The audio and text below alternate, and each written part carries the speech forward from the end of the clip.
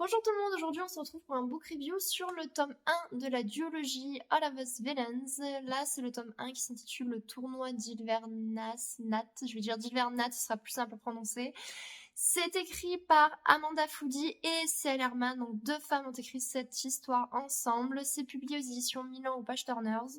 J'ai adoré, je vais vous en parler en détail. Le tome 2 est déjà sorti, mais bien sûr dans la version originale, donc en anglais, vers le 29 août. Je ne connais pas encore la date officielle de la sortie du tome 2. Je vous avoue que comme j'ai beaucoup aimé, je pense que j'achèterai directement la version originale, puisque de base je lis en anglais, mais comme là, on m'avait offert ce roman-là dans un concours, je l'ai lu en français. Mais je préfère lire la version originale, donc je pense que je vais juste pas attendre et juste acheter directement la version anglaise, qui est magnifique d'ailleurs. Très rapidement, de quoi parle cette histoire sans être trop confuse dans mon résumé.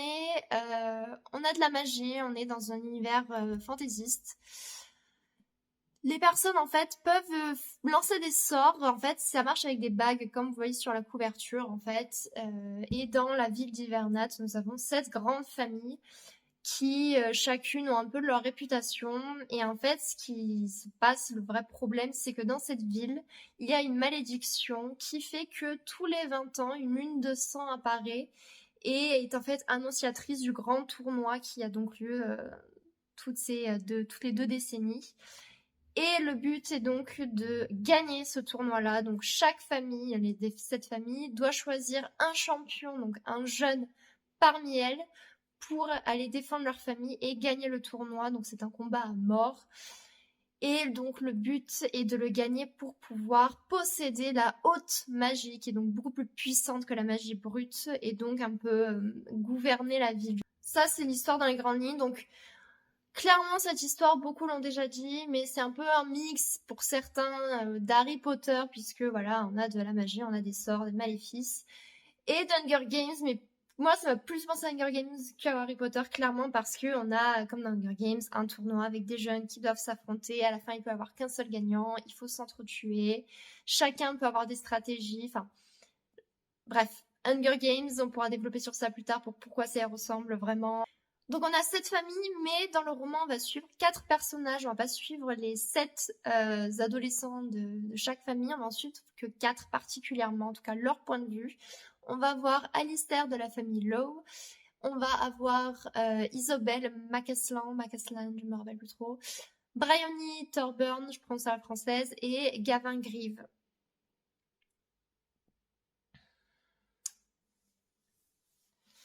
Je vais vous donner tout d'abord mon avis sans spoilers et ensuite avec spoilers. Je vais essayer de faire un peu rapidement pour la partie no spoil. Mais j'ai adoré ce roman. J'ai eu du mal honnêtement à me mettre dedans au début. Les 50-100 premières pages, je voyais pas trop encore l'intérêt. J'étais pas vraiment plongée dedans. Puis je vous avoue que d'avoir 4 points de vue différents, ça aussi, ça m'a ralenti. Ça a fait que j'ai eu du mal à vraiment me plonger dedans parce que chaque nouveau chapitre, j'avais un nouveau personnage. Et comme d'un seul coup, on a plein de noms qui apparaissent, moi, quand d'un seul coup on me balance plein de noms de personnages, je n'arrive pas à me rappeler qui est qui et je me mélange un peu les pinceaux. Donc ça m'a un peu ralenti dans ma lecture au départ. J'ai eu un peu de mal. Mais franchement, à partir de la page à peu près 150, j'étais vraiment plutôt bien dans l'histoire.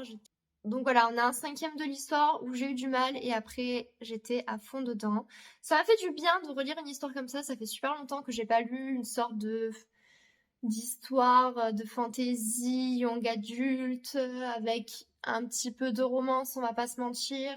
J'ai clairement fait beaucoup de parallèles avec Hunger Games, même si bien sûr c'est énormément différent. Il y a quand même pas mal de parallèles qu'on peut faire. Le tournoi lui-même, les partenariats avant le début du tournoi, vous savez, chacun a un peu des partenaires. Le but, c'est voilà de se mettre en avant. Donc il y a les journalistes, il y a les faiseurs de sorts, donc ceux qui créent les bagues avec les pouvoirs magiques à l'intérieur, qui vont choisir les champions, qui vont aider ou non, etc. Donc tout ça, en fait, voilà, ça rappelle Hunger Games. Donc forcément, ça fait un peu plaisir, mais on n'a pas du tout l'impression non plus que c'est juste un copier-coller, loin de là. Et ce que j'ai beaucoup aimé, c'est aussi l'univers en lui-même, justement avec la magie brute, la haute magie. Vraiment, petit à petit, au fur et à mesure qu'on avance dans l'histoire, on a plein d'éléments du lore, si on peut dire ça comme ça, qui sont donnés. Et vraiment, on voit que les auteurs ou autrices ont vraiment développé énormément sur ça. J'ai beaucoup aimé aussi les sorts en eux-mêmes, le nom qui leur est donné, leur capacité, qu'est-ce qu'ils font, le classement aussi par rapport à la puissance. Enfin, je vous dis, c'est bien fait, c'est bien développé. On sent qu'il y a encore plein de petits secrets sur justement comment tout fonctionne, comment la malédiction elle-même fonctionne, qui sont encore bien cachés, qu'on va découvrir dans le tome 2. L'immersion était là. En ce qui concerne les personnages, je trouve qu'ils sont dans l'ensemble bien développés. On s'attache plus ou moins à certains. Et puis ce que j'aime bien en fait surtout, c'est qu'au fur et à mesure qu'on avance dans l'histoire, notre point de vue, notre ressenti sur les personnages évolue énormément au fur et à mesure qu'ils prennent certaines décisions, et il y a tellement de revirements de situation que à chaque fois on se dit oh là là, mais en fait toi, mais dans le fond t'es pas vraiment quelqu'un de bien, ou au contraire, mais enfin tout est ambigu et on se rend compte qu'en réalité ces champions, ces jeunes ne sont en fait que les victimes de cette malédiction et qu'ils font un peu comme ils peuvent, que tout ce qu'ils veulent en réalité c'est juste survivre, et après bien sûr chacun a ses problématiques. Mais en tout cas, les personnages sont bien amenés, bien ficelés. Au début, je trouvais ça peut-être légèrement enfantin dans le sens où c'est du young adulte, donc clairement c'est destiné à un public assez jeune, hein, voilà, des adolescents et des jeunes adultes. Mais en vrai, après, j'ai réussi à passer outre, on va dire, et à vraiment juste être plongée dans l'histoire. La romance en elle-même m'a pas du tout dérangée, j'ai même bien aimé, j'ai mordu à l'hameçon, moi-même j'étais là en mode ah oui, c'est de là s'il vous plaît, ah, j'aime bien la relation, la tension, tout ça. On a dans ce roman la fameuse trope enemies to lovers, donc voilà, on passe d'ennemis à amoureux, mais après, bon, je vais pas en dire plus, mais bref. On a cette trope-là qui est bien présente. C'est pas un truc dont je suis spécialement fan de base, mais là, je vous dis, j'ai bien aimé, ça allait. Les chapitres sont assez fluides et assez courts, ça aussi c'est bien, même si, ça limite une petite critique que je peux faire sur le roman. Le problème d'avoir autant de points de vue, donc d'avoir 4 points de vue différents, donc chaque chapitre c'est un point de vue différent, c'est que quand on commence à préférer certains personnages à d'autres, quand on se retrouve à avoir le point de vue du personnage qu'on aime le moins, d'un seul coup la lecture devient beaucoup moins intéressante et on a tendance à se dire ah vite vite que ça passe, je veux avoir l'autre point de vue. C'est le seul petit bémol, c'est celui-là peut-être. C'est ce que je trouve assez risqué quand justement dans les romans on nous propose autant de points de vue différents avec à chaque fois donc un chapitre différent. C'est que en général, on finit toujours par avoir ce moment, on se dit ouais, mais là, ça me saoule un peu, j'aimerais bien avancer. C'est la seule critique à la limite que je peux faire. Sinon, honnêtement, le scénario en lui-même est bien. J'ai été surprise moi-même tout au long par certaines révélations, certaines trahisons ou certaines alliances. Je trouve que c'est bien amené. Nous-mêmes, on se pose des questions, on essaie de comprendre comment le tournoi fonctionne, comment est-ce qu'on peut faire pour justement mettre fin à cette malédiction. Puis malgré tout, même si c'est du young adulte, les personnages ne sont pas détestables dans le sens où les personnages communiquent. Et c'est quelque chose que, comme je l'ai déjà dit dans certaines vidéos, et vous le savez, que je regrette souvent, c'est que souvent, très très souvent en fait, les personnages ne parlent pas entre eux, donc il y a des quiproquos qui sont laissés tels quels, et donc ça crée plein de problèmes pour rien. Là, franchement, dans ce roman, je trouve que pour des jeunes adultes ou adolescents, la communication est quand même très bonne et tout le monde finit par, au bout d'un moment, parler, et donc les choses finissent toujours par s'améliorer ou bon, prendre une autre tournure. Mais enfin, disons que je trouve que dans ce roman, les situations, les problèmes ne prennent pas des proportions gigantesques pour rien. Vraiment, chaque chose arrive comme elle doit arriver pour de bonnes raisons. Et quand il y a un problème ou un quiproquo ou autre, assez rapidement, les personnages finissent par comprendre qu'il y a quelque chose qui va pas ou par juste communiquer. Le tome 1 se termine sur un plutôt gros cliffhanger, ce qui fait qu'on a forcément très très hâte de lire la suite. Ce roman, si je devais mettre une note sur 5, je mettrais un 4, je pense. Parce que j'ai vraiment beaucoup aimé. Après, de la dire que c'est un énorme coup de cœur, peut-être pas. Pour la partie spoilers, ça va être assez rapide aussi, je pense. En vrai, pas besoin non plus de trop parler. De toute façon, n'hésitez pas à réagir dans les commentaires pour me dire si vous avez lu ou pas ce roman, ce que vous avez aimé ou pas aimé, vos personnages préférés, enfin vraiment ce que vous voulez. Personnellement, j'ai de suite accroché pour le duo Alistair et Isobel, voilà, Enemies to Lovers, j'ai adoré, même si bon là, clairement sur la fin on repart sur du Enemies.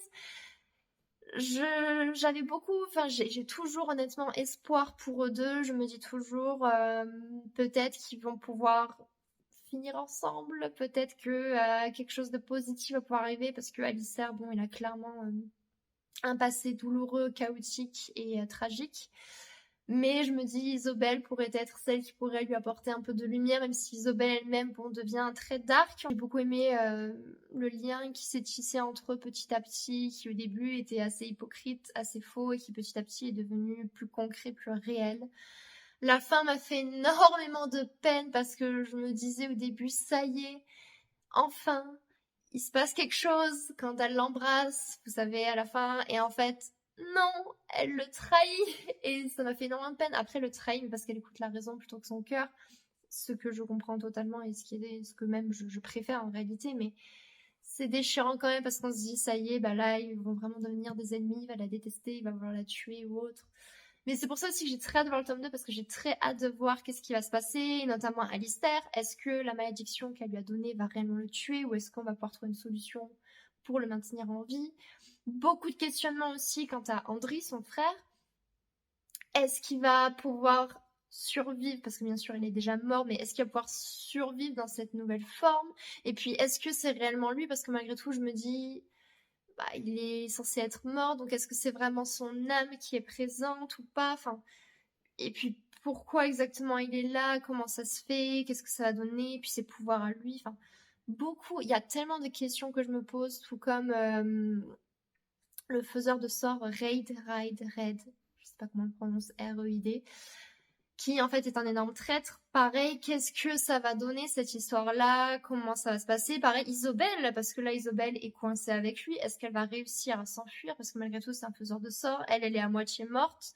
Donc est-ce qu'elle va réussir à sortir de sa boutique indemne? Je pense que oui quand même, j'espère, je prie. Mais comment, pourquoi? Est-ce qu'elle va réussir à temps à prévenir ses camarades qu'en fait c'est un piège, qu'il ne faut surtout pas faire ce qu'il leur a dit de faire, etc. etc. Vraiment, plein de questionnements, beaucoup d'éléments pour le moment laissés sans réponse, beaucoup de nouvelles énigmes, de nouvelles enquêtes. Brioni, petit à petit, au début je l'aimais pas trop, et au plus on avance dans l'histoire et au plus je l'ai aimée, même si parfois je trouvais qu'elle était un peu trop agaçante dans le sens à toujours un peu se lamenter ou autre. Là ça y est, elle prend confiance en elle et elle va jusqu'au bout de ses idées, elle va à fond.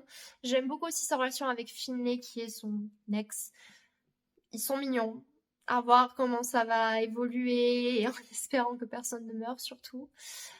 Quant à Gavin c'est un peu particulier parce que si je devais le caractériser, je dirais qu'il est attachant. C'est-à-dire qu'à la fois je l'aime bien, je peux comprendre certaines choses, son ressenti, son besoin de se montrer fort, justement, de battre les autres pour montrer qui il est, de quoi il est capable par rapport à la réputation de sa famille que malheureusement il porte tel un fardeau. Mais en même temps, il m'agace énormément, très souvent même il m'agace. Et là, la tournure que ça prend, la fin du tome 1, on voit que bah, le vrai monstre dans l'histoire, en fait, au final, c'est peut-être lui. Même si, bien sûr, enfin, on pourrait dire que c'est pas de sa faute, que c'est les autres qui l'ont rendu tel quel. Tout comme Alistair à la fin qui bute toute sa famille. Pareil, c'est des monstres qui l'ont rendu monstre lui-même, hein. Mais c'est vrai qu'après, c'est intéressant de faire les parallèles entre les différents personnages. Il y en a beaucoup qu'on pourrait faire en réalité entre Alistair et Gavin. Il y en a beaucoup. Entre Isobel et Briony, on pourrait aussi en faire, mais plus dans le sens qui les oppose, mais qui justement les rapproche à la limite. Je pourrais encore vous parler longtemps de ce roman, honnêtement, donc je vais m'arrêter là. Mais si vous voulez qu'on parle de certains sujets ou certains aspects ou points en particulier, n'hésitez pas dans les commentaires, ce sera avec plaisir. En tout cas, j'ai adoré. C'est 500 pages, mais 500 pages qui se lisent très vite.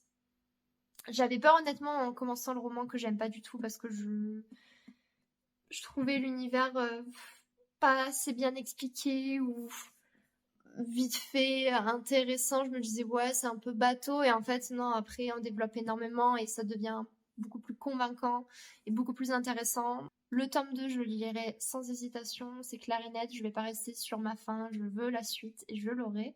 Si vous ne connaissiez pas ce roman, ben, j'espère vous avoir convaincu de le lire, si ce genre d'histoire bien sûr vous plaît de base. N'hésitez pas pour me soutenir à laisser un petit pouce bleu sur ma vidéo et à vous abonner si ce n'est pas déjà fait. On se retrouve la semaine prochaine pour un autre book review. En attendant, portez-vous bien et à très bientôt.